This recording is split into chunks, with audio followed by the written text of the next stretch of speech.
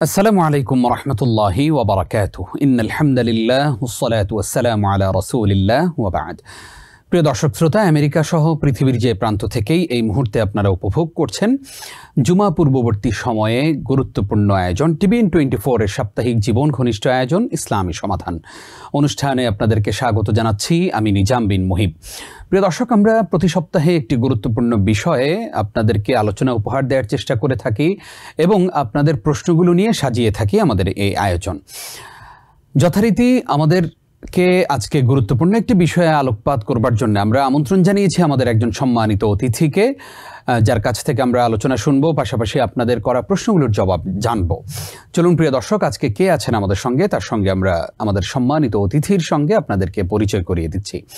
আজকেও যথারীতি আমাদের সঙ্গে আছেন বাংলাদেশ সহ পৃথিবীর বাংলা ভাষাভাষী মানুষের কাছে যিনি কোরআন সুন্নাহর আলো ছড়িয়ে যাচ্ছেন দীর্ঘ বছর জুড়ে, আমাদের প্রিয় স্কলার ডক্টর মোহাম্মদ মনজুর ইলাহি হাফিজাহুল্লাহকে আমরা যুক্ত করছি।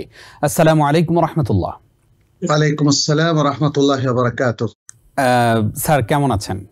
আলহামদুলিল্লাহ। আপনি কেমন আছেন? আলহামদুলিল্লাহ, আমরাও ভালো আছি। TBN24 এর এই জীবন ঘনিষ্ঠ আয়োজনে আজকেও আপনাকে স্বাগত জানাচ্ছি। প্রিয় দর্শক, আজকে আমরা স্যারের কাছ থেকে যে বিষয়ে আলোচনা শুনতে চাইব সেটি হচ্ছে সালাতুল জুমা। জুমা পূর্ববর্তী এই সময়ে জুমা নিয়ে আমাদের আয়োজন। আমরা জুমার দিনের ঠিক শুরুটা কিভাবে করব, জুমার নামাজ কিভাবে আদায় করব, জুমার দিনে করণীয় কি, বর্জনীয় কি এবং কোন কোন কাজগুলো আমাদের সবচেয়ে বেশি করা দরকার, সেই বিষয়গুলো নিয়ে আজকে আমরা আমাদের এই এপিসোড আপনাদের জন্য সাজিয়েছি। প্রিয় দর্শক, আপনারাও আমাদের সঙ্গে যুক্ত হতে পারবেন। স্ক্রিনে প্রদর্শিত নাম্বারে আমাদেরকে ফোনে যে কোনো প্রশ্ন জানাবেন, তবে অবশ্যই একটি বিরতির পরে আমরা আপনাদের প্রশ্নগুলো নেওয়ার চেষ্টা করব। স্যার, শুরুতেই আমরা আমাদের দর্শকদেরকে যে বিষয়ে আমরা জানাতে চাই জুমার দিনের শুরুটা আমরা ঠিক কখন থেকে শুরু হয় জুমার দিন। আমরা জানি যে চন্দ্র মাসের হিসাব বা চাঁদের হিসাব অনুযায়ী বৃহস্পতিবার দিন গিয়ে মাগরিবের পর থেকেই শুরু হয়ে যায় জুমার সময়। আসলেই কি এটা ঠিক আছে কিনা আপনি ঠিক আমাদেরকে জানাবেন, জুমার দিনের শুরুটা কখন হয়? বিসমিল্লাহ, আলহামদুলিল্লাহ, ওয়াসসালাতু ওয়াসসালামু আলা রাসূলিল্লাহ ওয়া আলা আলিহি ওয়া আসহাবিহি ওয়া মান ওয়ালা। আরবিতে দিন শুরু হয় সূর্যাস্তের পর থেকে, অর্থাৎ দিনের গণনা শুরু হয়। আসলে আচ্ছা, দিন তো সূর্য ওঠার পরে শুরু হয়, কিন্তু দিনের গণনা শুরু হয় আগের দিন সূর্য অস্ত যাওয়ার পর থেকে। তাহলে বৃহস্পতিবার দিন শেষে যখন সূর্য অস্ত যাবে তখন থেকেই শুক্রবারের দিনটা গণনা শুরু হয় এবং শুক্রবারের দিনটা শেষ হবে সেই দিন যখন সূর্য অস্ত যাবে।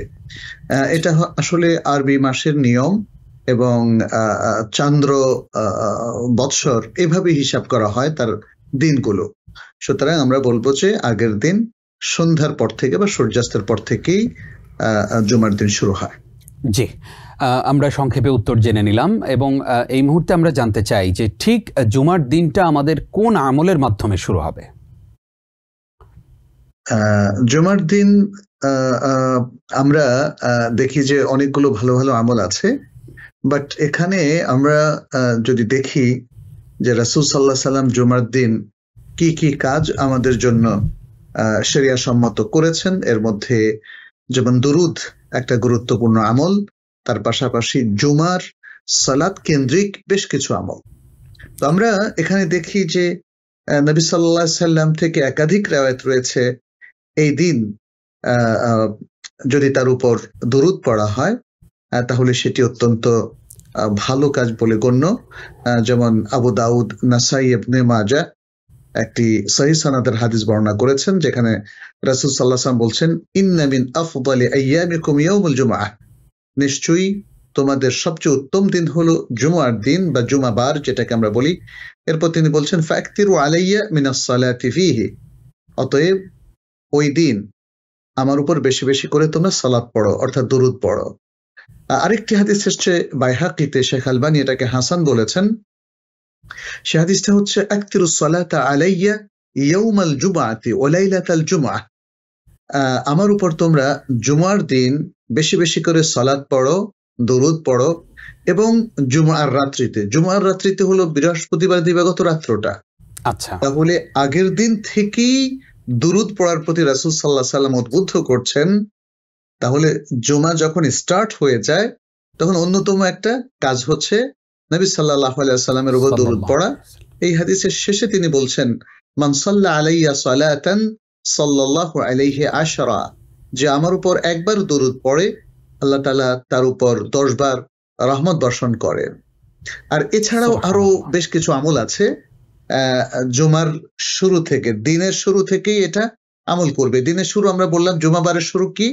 বৃহস্পতিবার দিবাগত রাত্র, অর্থাৎ বৃহস্পতিবার দিনের সূর্য অস্ত যাওয়ার পর থেকে। এদিন মানে এই সময় থেকে সে আরো পড়তে পারে সূরাতুল কাহাফ, এবং যেহেতু জুমাবার একটা অত্যন্ত বরকতপূর্ণ সপ্তাহের সবচেয়ে উত্তম দিন, তাহলে সে দোয়াও করতে পারে। এবং এই দোয়াটা ঠিক কখন করবে এ ব্যাপারে নানা রকম মতামত থাকলেও যে কোনো সময় আসলে দোয়াটা করা যায়। জুমার রাত বা জুমার দিন স্টার্ট হয়ে যাওয়ার সাথে সাথেই এই দোয়াটাও স্টার্ট হতে পারে। তো এটা হচ্ছে প্রাথমিকভাবে বেশ কিছু আমল। আর এছাড়াও আমরা যদি বলি জুমার দিন আর কি কি আমল করা যেতে পারে, তাহলে আমরা বলবো জুমার দিনের আমলের মধ্যে রয়েছে যথাসম্ভব শীঘ্র মসজিদে প্রবেশ করা। মসজিদে দ্রুত যাওয়ার ব্যাপারে রাসূলুল্লাহ সাল্লাল্লাহু আলাইহি ওয়াসাল্লাম তিনি মানুষকে উদ্বুদ্ধ করেছেন। যেমন একটা হাদিস এখানে আছে, আমি হাদিসটা আপনাদের সামনে উল্লেখ করছি। নবী সাল্লাল্লাহু আলাইহি ওয়াসাল্লাম বলেছেন, মান ইগতাসালা ইয়াউমাল জুমআতি গুসলাল জানাবাহ, যে ব্যক্তি জুমার দিন ঠিক জানাবাত বা অপবিত্রতা থেকে যেভাবে গোসল করে সেভাবে গোসল করবে, তুম্মা রাহা, এরপর সে তাড়াতাড়ি বা সত্বর মসজিদে প্রবেশ করবে, ফাকান্নামা কাররাবা বাদানাতান, তাহলে সে যেন একটা উট কোরবানি করলো। ওয়ামান রাহা ফিস সাআতি তানিয়া, আর যে ব্যক্তি এরপরে দ্বিতীয় সময়ে মসজিদে গমন করবে, ফাকান্নামা কাররাবা বাকরাতান, তাহলে সে যেন একটা গাভী কোরবানি করলো। ওয়ামান রাহা ফিস সাআতি সালিসাতি, আর যে তৃতীয় সময়ে মসজিদে গমন করবে অনেকটা শেষের দিকে, ফাকান্নামা কাররাবা কাবশান আকরান, তাহলে সে যেন সিংওয়ালা একটা ছাগল বা দুম্বা কোরবানি করলো। ওয়ামান রাহা ফিস সাআতির রাবিআতি, যে চতুর্থ সময়ে গমন করলো, ফাকান্নামা কাররাবা দাজাজাতান, তাহলে সে যেন একটা ডিম কোরবানি করলো।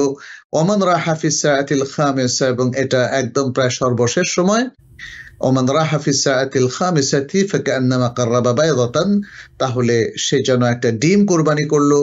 ফাইদা খারাজাল ইমামু হাদারাতিল মালাইকাতু ইয়াস্তামিউনা যিকর, এরপর যখন ইমাম প্রবেশ করবেন, অর্থাৎ এই যে 5টা ওয়াক্তের কথা বলা হলো, এটা ইমাম প্রবেশের আগে।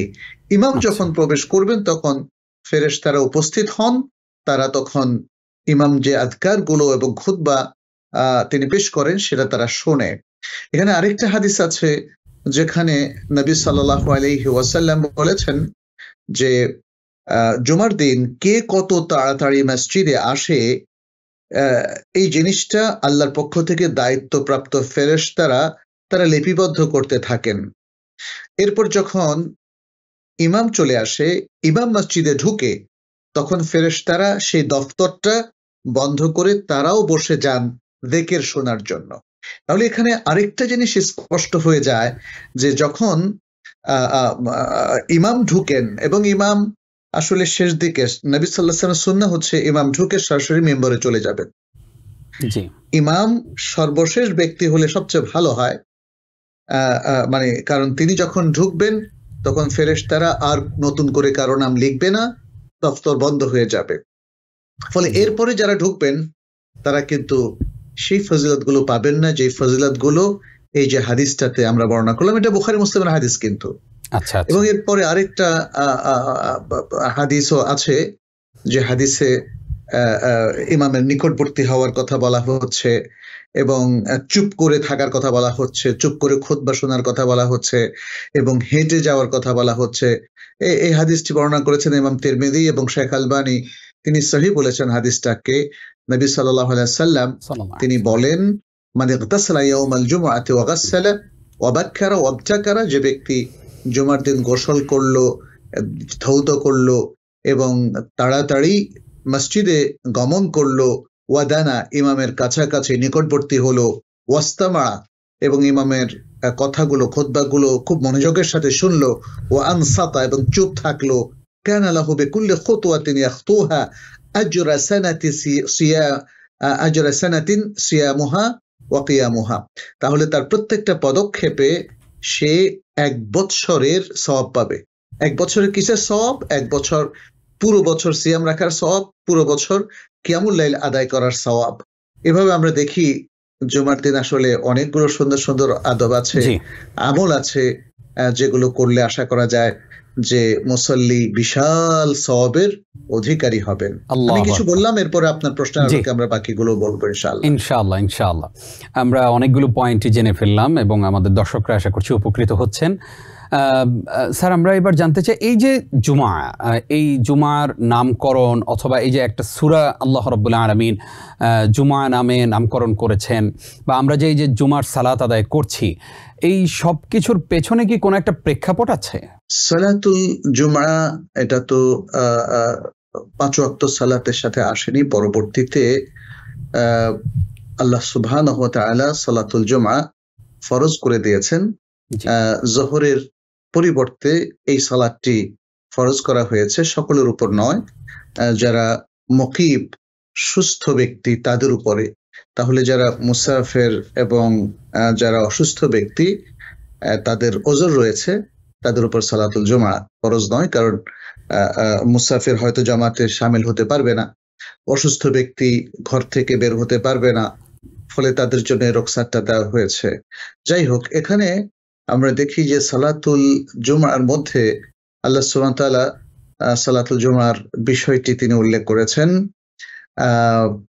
যেমন আল্লাহ তাআলা বলছেন, ইয়া আইয়ুহাল্লাযীনা আমানু ইযা নুদিয়া লিস-সালাতি মিন ইয়াউমিল জুমআতি ফাসআউ ইলা যিকরিল্লাহ ওয়া যারুল বাই' যালিকুম খায়রুল লাকুম ইন কুনতুম তা'লামুন।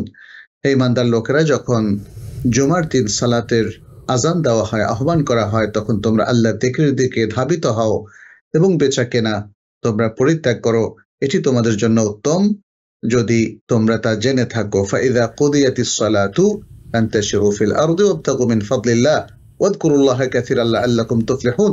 যখন সালাত শেষ হয়ে যাবে, জমিনে ছড়িয়ে পড়বে এবং আল্লাহর অনুগ্রহ তালাশ করবে আর আল্লাহকে বেশি বেশি স্মরণ করবে যাতে তোমরা সফলকাম হও। এখানে যখন লোকজন সালাতুল জুমা ফরজ হওয়ার পরে বেচা কেনা সহ নানা কাজে লিপ্ত ছিল, তখন আল্লাহর পক্ষ থেকে ঘোষণা আসলো যে না, সালাতুল জুমা আর যিকির যখন শুরু হবে, অর্থাৎ খুতবা যখন শুরু হবে, তখন থেকে আর কোনো বেচা কেনা করা যাবে না। তো এই দৃষ্টান্তটা আমরা হারামাইনে দেখি, বাট এই দৃষ্টান্তটা আসলে আল্লাহ তাআলা নির্দিষ্ট কোনো জায়গার সাথে খাস করেনি। সারা পৃথিবীর সমস্ত মুসলিম জনপদে যেখানেই মসজিদে জামিআর মধ্যে খুতবা শুরু হয়ে যায়, তার আশেপাশের মার্কেটগুলো বন্ধ হয়ে যেতে হবে এবং সেখানে কোনো বেচা কেনা আর চলবে না। সকলকেই এই খুতবা শোনার দিকে চলে আসতে হবে। খুতবা শুরু হওয়ার আগেই মসজিদে ঢুকতে হবে, অর্থাৎ ইমাম মসজিদে ঢোকার আগেই মুসল্লিদেরকে ঢুকতে হবে। এটা কিন্তু এই কোরআনের এই আয়াতেরও বক্তব্য। আর একটু আগে আমরা সেটা দেখলাম যে রাসূল সাল্লাল্লাহু আলাইহি ওয়াসাল্লাম হাদিসের মধ্যেও কিন্তু স্পষ্ট করে বলা হয়েছে, প্রথম 5টা ওয়াক্ত হচ্ছে ইমাম আসার আগে, আর ইমাম এসে গেলে তো আমরা জানলাম যে তখন ফেরেশতারাও বসে যান, তার আগেই আমাদেরকে মসজিদে ঢুকতে হবে, এটাই হলো বিধান। এখানে আরেকটা কথা 10 নম্বর আয়াতে সূরাতুল জুমার মধ্যে আল্লাহ তাআলা বললেন, সেটি হচ্ছে সালাত শেষ হয়ে যাওয়ার পরে তোমরা নিজেদের অনুগ্রহ, আল্লাহর রিজিক দুনিয়াতে তালাশ করো, ব্যবসা বাণিজ্য, চাকরি বাকরি, দুনিয়াদারি, এর মধ্যে তোমরা প্রবেশ করো। দুনিয়ায় আল্লাহর যে অনুগ্রহগুলো আছে, যে রিজিকগুলো আছে, তা অনুসন্ধান করো। তাহলে বোঝা গেল যে রিজিকের জন্য চেষ্টা করা, তদবির করা, চাকরি করা, ব্যবসা করা, বাণিজ্য করা, উদ্যোক্তা হওয়া, এগুলো জায়েজ। সালাত তরক করে নয়, সালাত বাদ দিয়ে নয়। অতএব আমরা বলবো যে সালাতুল জুমা এটি অত্যন্ত গুরুত্বপূর্ণ একটি ইবাদত। যারা সালাতুল জুমা পড়বে তাদের জোহর পড়তে হবে না, আবার যাদের সালাতুল জুমা মিস হবে তাদের জন্য জোহরটা ম্যান্ডেটরি হয়ে যাবে। এ হচ্ছে মোটামুটি বিধান। জি জি, আমরা এর মাধ্যমে একটি গুরুত্বপূর্ণ মাসালাও পর্যন্ত জানলাম যে যারা জুমা পড়তে পারবেন না তারা অবশ্যই জোহর পড়বেন। আমরা এবার জানতে চাই যে উস্তাজ, নারীরা কি মসজিদে গিয়ে জুমা আদায় করবে? আর যদি মসজিদে গিয়ে জুমা আদায় না করে তাহলে তারা কি বাসায় জুমা পড়বে? তাদের আসলে বিধানটা কি? নারীদের জন্য জুমার বিধান কি? জুমার সালা অবশ্যই জামাতের সাথে হতে হবে। আচ্ছা। এবং কতজন থাকলে জুমার সালা হবে এটা নিয়ে উলামায়ে কেরাম ইখতিলাফ করেছেন। কে বলেছেন 3 জনেও জমা হতে পারে, কে বলেছেন 4 জন, কে বলেছেন 10 জন, কে বলেছেন 40 জন, নানা রকম মত রয়েছে। তবে একটা জনপদে যখন মানুষ বসবাস করে, অনেক মানুষ হয়, তখন আলাদা আলাদা 2 জন করে, 3 জন করে, 5 জন করে জুমার সালা পড়াটা এটা শরিয়া সম্মত হবে না। বরং প্রত্যেক জনপদে একটাই সালাতুল জুমার মসজিদ থাকবে, মসজিদে জামা যেটাকে বলা হয়। আর মেয়েদের জন্য জুমায় উপস্থিত হওয়া এটা অপশনাল, ঐচ্ছিক, তবে এটা অবশ্যই বড় ফজিলতের আমল। মেয়েরা যদি সালাতুল জুমা পড়ার জন্য মসজিদে সমবেত হয়, ইমামের খুতবা শুনে এবং মুসলিমদের জামায়াতের সাথে একত্রিত হয়ে মেয়েদের আলাদা ব্যবস্থাপনায় তারা সালাত আদায় করে, তাহলে পুরুষদের জন্য যে ফজিলত, সে ফজিলত গুলো তারাও পাবে। এটা একটা গুরুত্বপূর্ণ বিষয়। কিন্তু কোনো মহিলা যদি তিনি না আসতে পারেন অথবা অলসতা বোধ করেন, তাহলে তিনি বাসায় জোহরের সালাত পড়বেন। বাসায় সালাতুল জুমা পড়ার কোনো অপশন কোনো নারীরও নাই, কোনো পুরুষেরও নাই। সালাতুল জুমা পড়তে হবে মসজিদুল জামের, যেখানে উন্মুক্ত থাকে এবং সকল মানুষ সেখানে এসে সালাতে শামিল হতে পারে। আশা করছি আমাদের বোনেরা যারা দেখছেন, যেহেতু আমাদের শ্রোতারা বেশিরভাগই আমাদের বোনেরা, আশা করছি আমাদের বোনেরা গুরুত্বপূর্ণ আরও একটি বিষয় জানতে পারলেন এবং সেই অনুযায়ী আমল করবেন, প্র্যাকটিস করবেন। আমরা এবার জানতে চাই যে জুমার দিনের ফজরের সালাতে কোনো নির্দিষ্ট সূরা পড়ার ব্যাপারে হাদিসে আমাদেরকে নির্দেশনা দেয়া আছে কিনা? আমরা অনেক জায়গায় দেখেছি সূরা ইনসান, সূরা হামিম, সিজদা, এইরকম কোনো নির্দিষ্ট সূরা পড়তে হবে কিনা, পাশাপাশি জুমার সালাতেও নির্দিষ্ট কোনো সূরা পড়তে হবে কিনা? জুমার দিন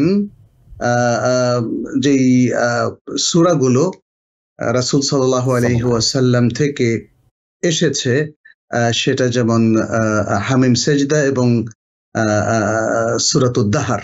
জি, সূরাতুদ দাহর, যেটাকে সূরাতুল ইনসানও বলা হয়।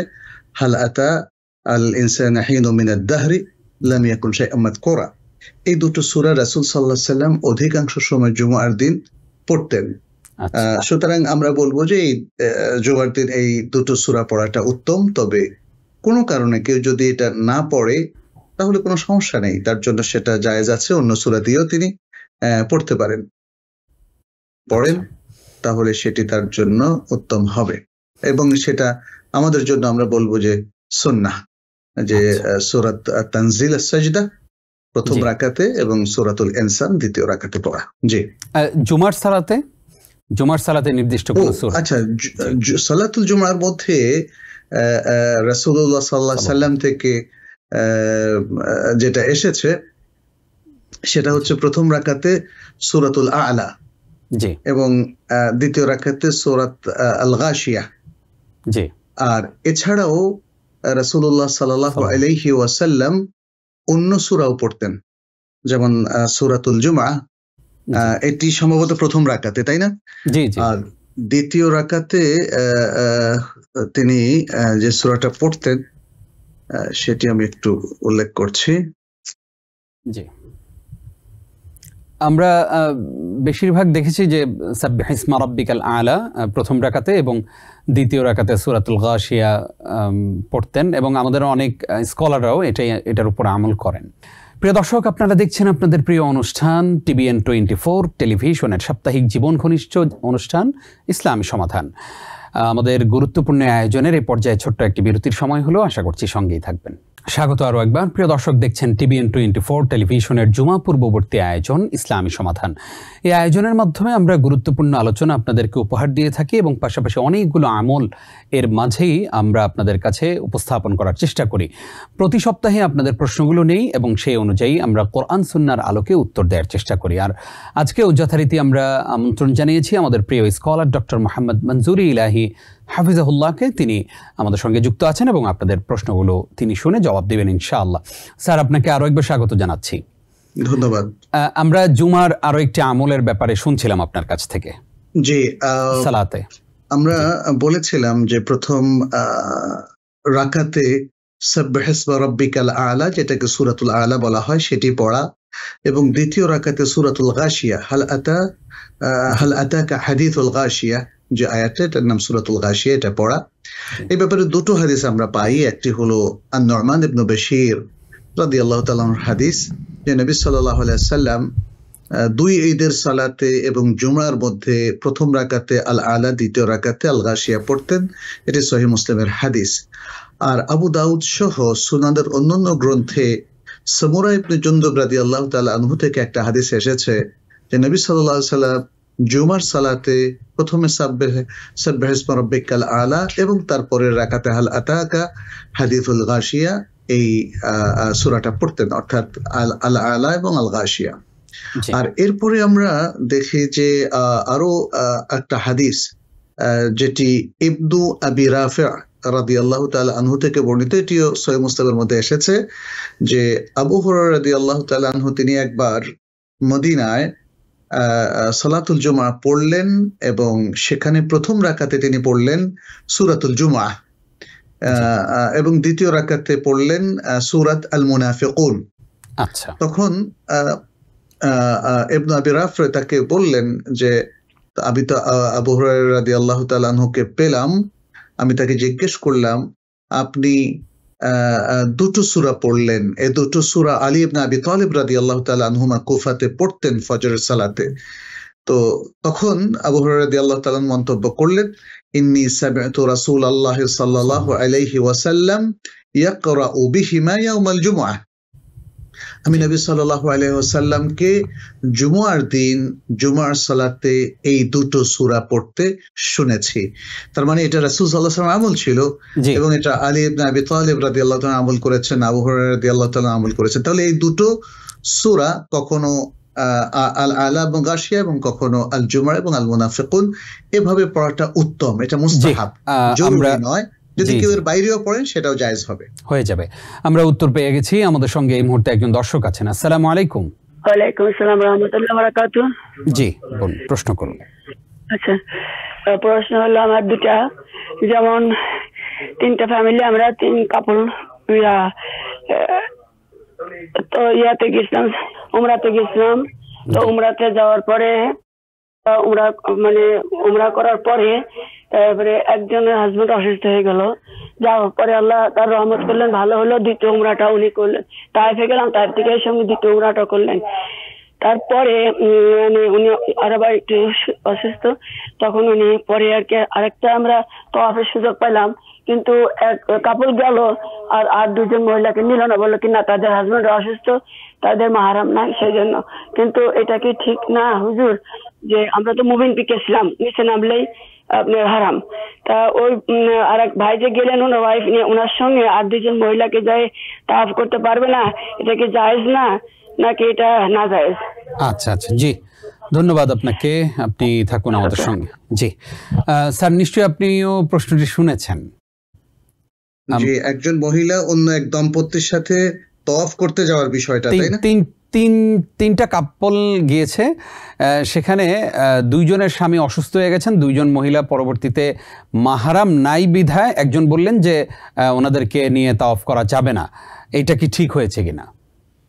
না, তাওয়াফ করা যাবে, কারণ এটা তো হচ্ছে তারা সব কাপল তো মক্কায় চলে গেছেন, তাই না? জি জি জি। স্বামী অসুস্থ থাকায় তিনি হোটেলে আছেন, মহিলা একা গিয়ে তো তাওয়াফ করতে পারে, কোনো সমস্যা নেই, কারণ এটা তো আর অনেক দূর দেশে সে যাচ্ছে না।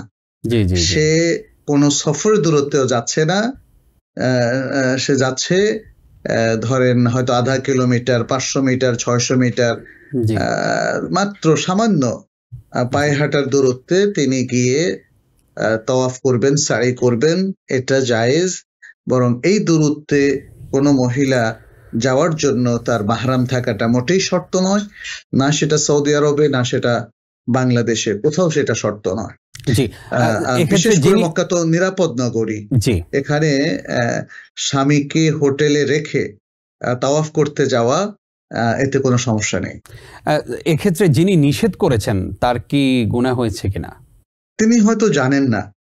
আমাদের অনেক ভাই বোনেরা তারা অসতর্ক, তারা নিজে ভুল জানেন, সেটাই তিনি মানুষকে নাসিহা আকারে চালিয়ে দেন, এটা কিন্তু কখনো উচিত নয়।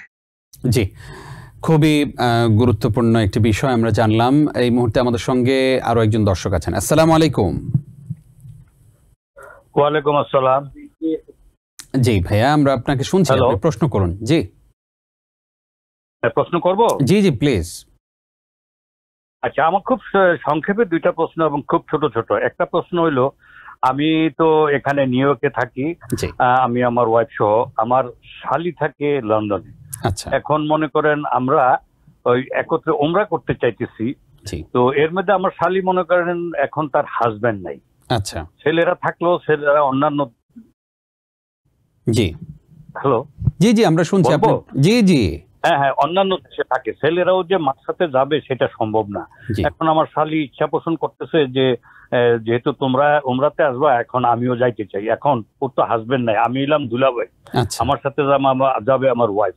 এখন সে কোন পদ্ধতিতে যাওয়ার কোনো সুযোগ আছে কিনা সেটা একটু দিবেন। আমাদের সাথে যাইতে পারবে কিনা ইসলামিক নিয়মে, সেটা কি বলে, এই হলো এক। আর 2 নম্বর হইলো, মনে করেন আমার 2-3টা ছেলে মেয়ে আছে।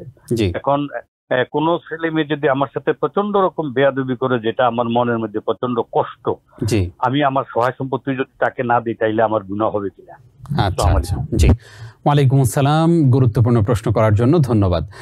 স্যার, ওনার প্রথম প্রশ্নটি ছিল যে ওনারা স্বামী স্ত্রী ওমরা করতে যেতে চাচ্ছেন, এখন ওনার শালীকেও নিতে চাচ্ছেন। ওনাদের জিজ্ঞাসা হচ্ছে যে শালীর যেহেতু স্বামী নাই, আবার ওনার শালীর ছেলেরা বিভিন্ন দেশে থাকেন, তারাও এই মুহূর্তে পাশে নাই, তো উনি যেহেতু দুলাভাইয়ের সাথে শালী যেতে পারবে কিনা, বা কোন ওয়েতে, কোনো ওয়ে আছে কিনা যে ওয়েতে এই মুহূর্তে তিনি ওমরা করতে পারবেন, যেহেতু তার একটা বোন আছে। জি, একজন নারীর জন্য দূরদেশ থেকে ওমরা করতে হলে তার সাথে মাহরাম থাকতে হবে, দুলাভাইয়ের সাথে অথবা নন মাহরাম যারা আত্মীয় স্বজন আছেন তাদের সাথে যাওয়া যাবে না। এটা হলো প্রথম কথা। দ্বিতীয় হচ্ছে,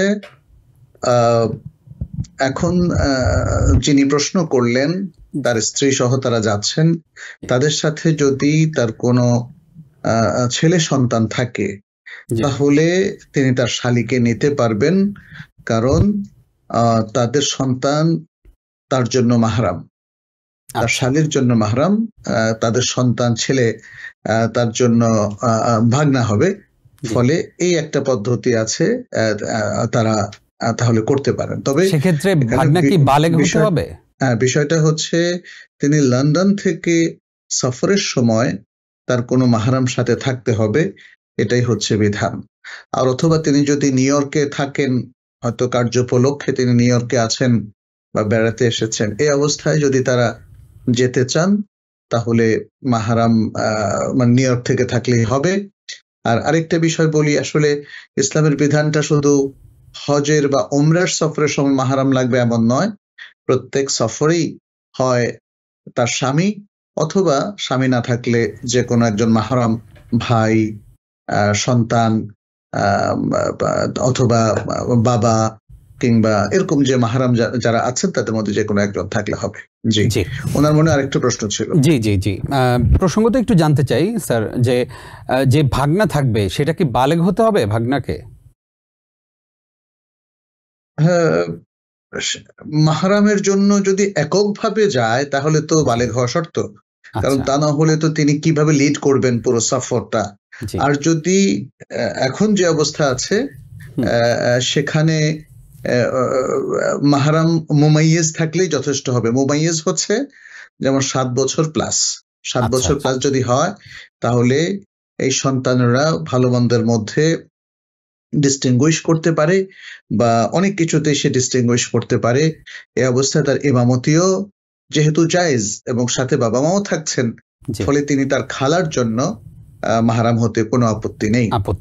জি, তার আরেকটি প্রশ্ন ছিল যে ওনার যদি ওনার 2-3টা ছেলে মেয়ে আছে, তো কোনো সন্তান যদি ওনাকে এমন কোনো কষ্ট দিয়ে থাকেন যেটা তার হৃদয়ে অনেক বেশি আঘাত লেগেছে, তো সেই সন্তানকে ব্যতি রেখে বাকি সব সন্তানকে ওনার সম্পত্তি দিতে পারবেন কিনা, এই সন্তানকে একদম বাদ দিয়ে?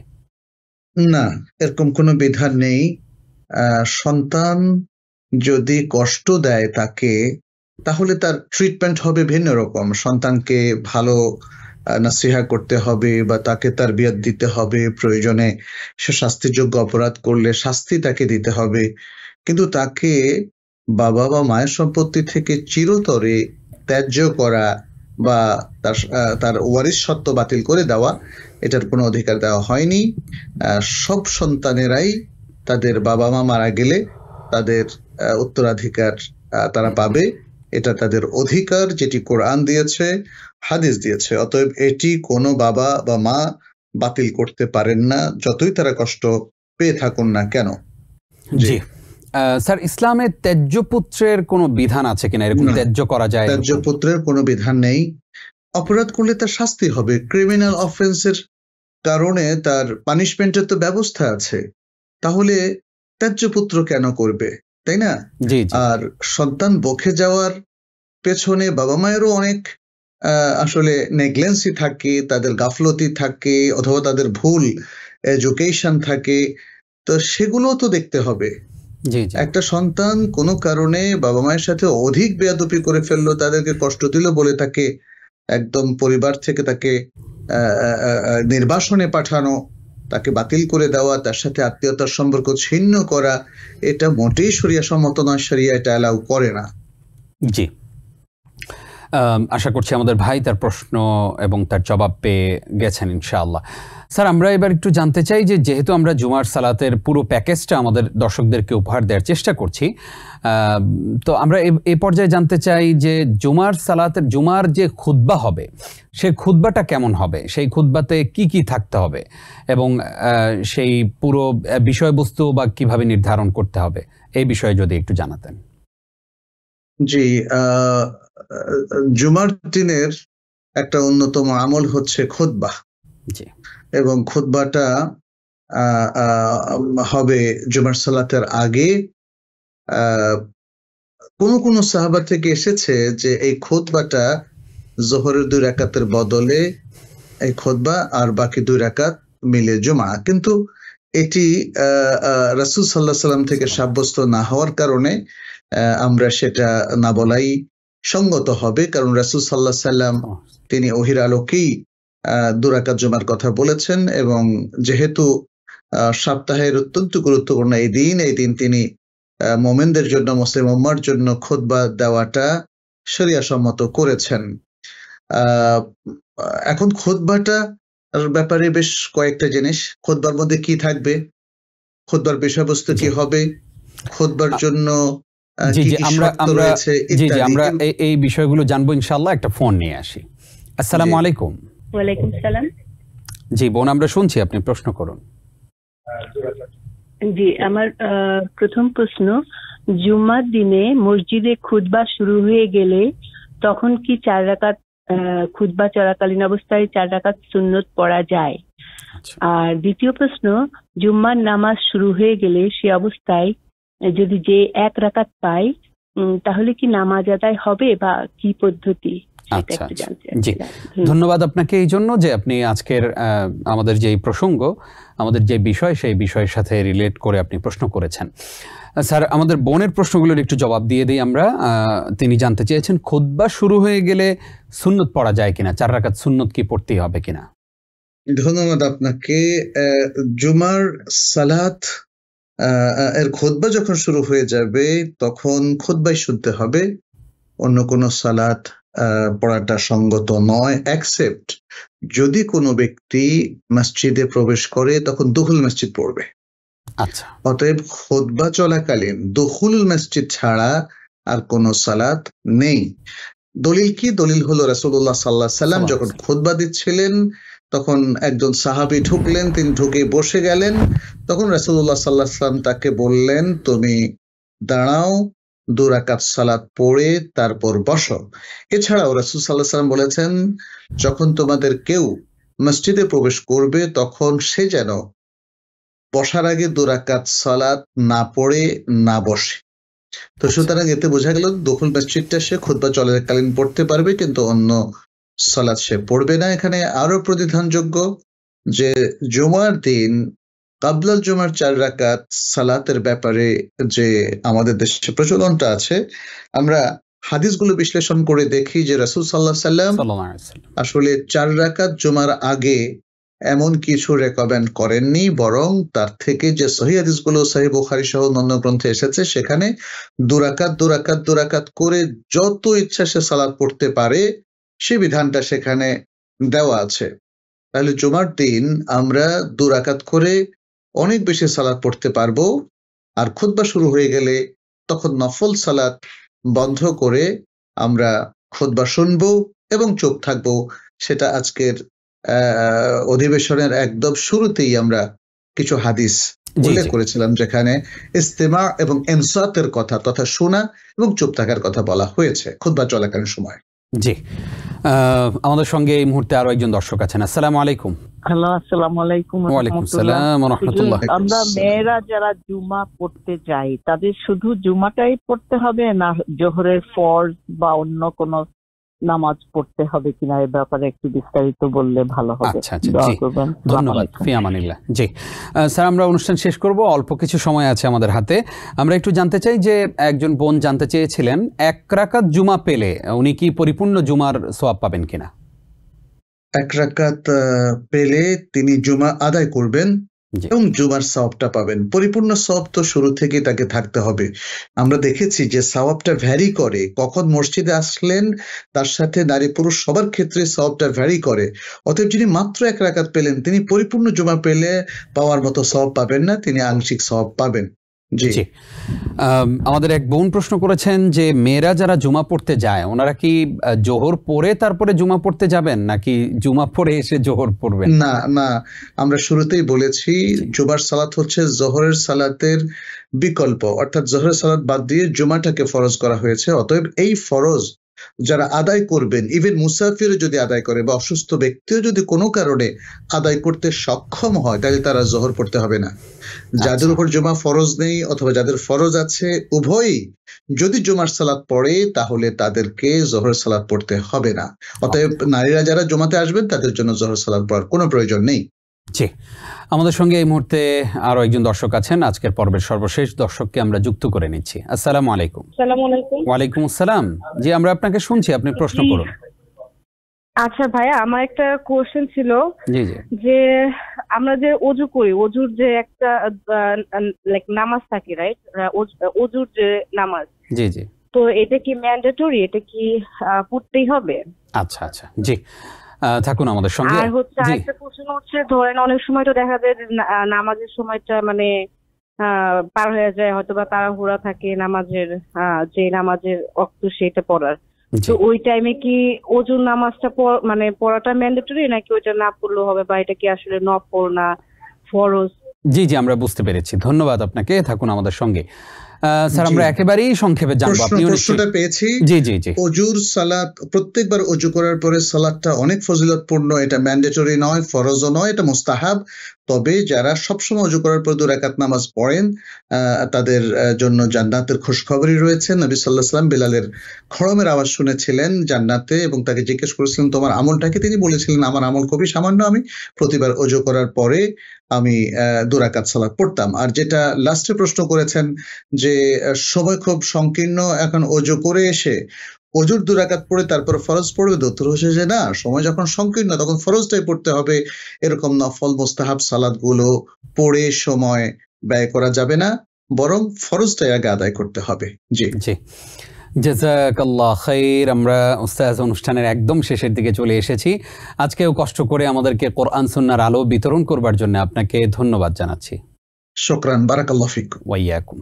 প্রিয় দর্শক, এতক্ষণ যারা আমাদের সঙ্গে ছিলেন আপনাদেরকেও ধন্যবাদ জানিয়ে শেষ করছি আজকের আয়োজন। আগামী পর্ব দেখবার আমন্ত্রণ জানিয়ে এখানেই বিদায় নিচ্ছি আমি নিজাম বিন মুহিব। আসসালামু আলাইকুম ওয়া রাহমাতুল্লাহি ওয়া বারাকাতুহু। وما أرسلنا من قبلك إلا رجالا نوحي إليهم فاسألوا أهل الذكر إن كنتم لا تعلمون। টিবিএন 24 টেলিভিশন দেখতে আজই কল করুন 7187776556। লগ ইন করুন www.totalcablebd.com। নিউ ইয়র্ক থেকে সম্প্রচারিত টিবিএন 24 টেলিভিশন বিশ্বজুড়ে বাঙালির কণ্ঠস্বর।